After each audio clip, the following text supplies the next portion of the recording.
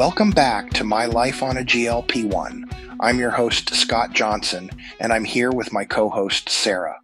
Today, we're diving into what I like to call the beginner's survival guide for anyone starting their GLP1 journey with medications like Zepbound or Mounjaro.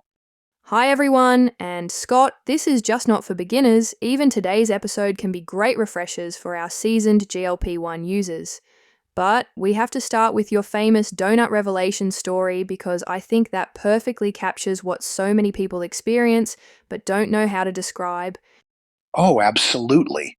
So picture this. I'm walking past my favorite bakery, the one that usually has me doing a U-turn for a donut, but not just any donut, a chocolate glazed cronut. And I just kept walking. Not because I was being disciplined or fighting cravings, but because the thought genuinely didn't occur to me. That's when you know the food noise has quieted down. And it wasn't just donuts. I'd walk through the grocery store, past the ice cream aisle, the chip section, even the candy at checkout, and feel nothing. It was honestly surreal at first. Like, who was this person who wasn't planning their next meal while eating their current one? That's such a perfect way to put it, food noise, because that's really what it is, isn't it? That constant mental chatter about food that just stops. But Scott, I know you always emphasize that this journey shouldn't just be about the number on the scale. Exactly.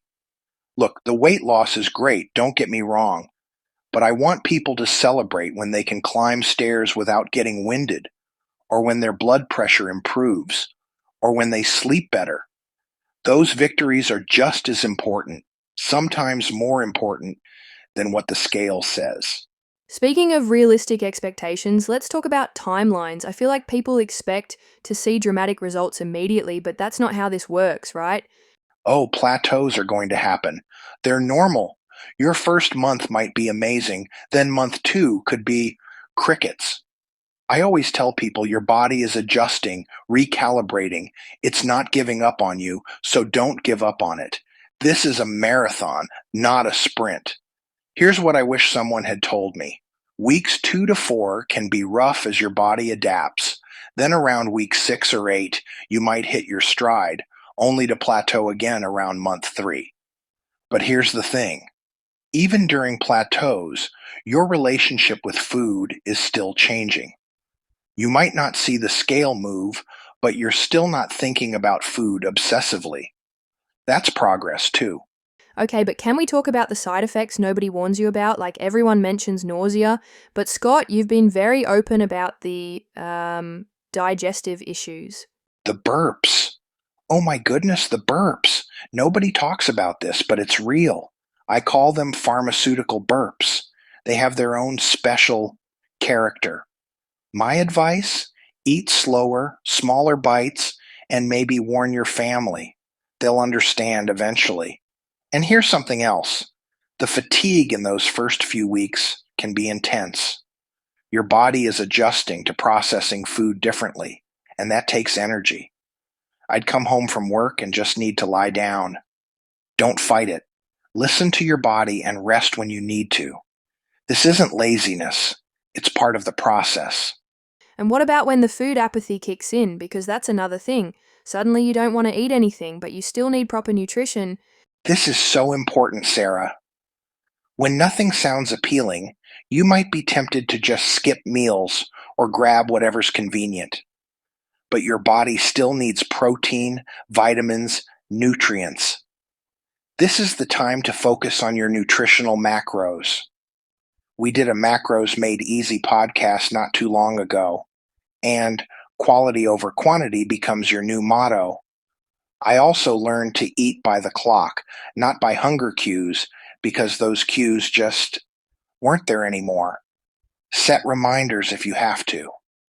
And prepare for people to comment. You're barely eating, they'll say. That's when you politely explain that you're eating exactly what your body needs right now, and that's okay. And support systems. They're crucial, right? Whether it's online communities, family, or healthcare providers. Absolutely. Find your people, whether that's a Facebook group, Reddit community, or just one friend who gets it. This journey has ups and downs, And having someone to celebrate the victories and support you through the challenges makes all the difference.